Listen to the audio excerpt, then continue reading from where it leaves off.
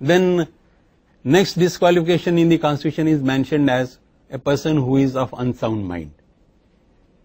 Merely somebody says ये तो in Hindi we say तो पागल है, we don't accept that statement.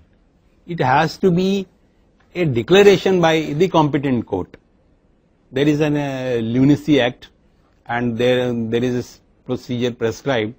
So if somebody says that this particular person is of unsound mind, the man has to produce a certificate of that particular court or that whatever this medical board etc. they constitute under that act.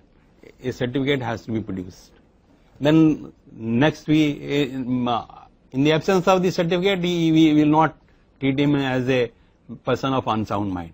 Similarly, the word used is undischarged insolvent.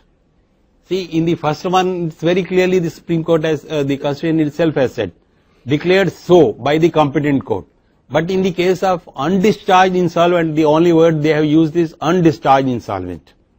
So undischarged insolvent does not mean that anybody who has been failing in the making of payments to certain debts or to some, again Supreme Court by a judgment has said that undischarged insolvent is one who has been declared as insolvent under the Insolvency Act and who has not been discharged under that act so far. So only that man. Merely a person has failed to make some payments to a say bank or so, that may be an act of insolvency, but commission of that act by itself is not a disqualification. A declaration by the court of the insolvency court is necessary, and this judgment I have quoted there. This is what they have said. Before actually this judgment came, this similar case arose before the Election Commission where we gave this very judgment, and now Supreme Court has rather confirmed that one. And then this non-citizenship. Non-citizenship, of course, no one can say that I am not a citizen, still I want to contest. Then there are two things.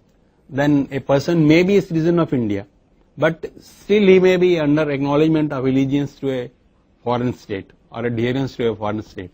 So far in the history of this 60 years, only one case has arisen so far, and that arose from Tamil Nadu itself.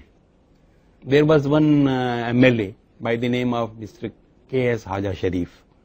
He was an MLA in Tamil Nadu Legislative Assembly, and he was appointed as a honorary consul of Turkey. Turkish government appointed him for performance of certain commercial transactions or some other things. So he was appointed as the consul general of Turkey in Madras at that time. Yeah.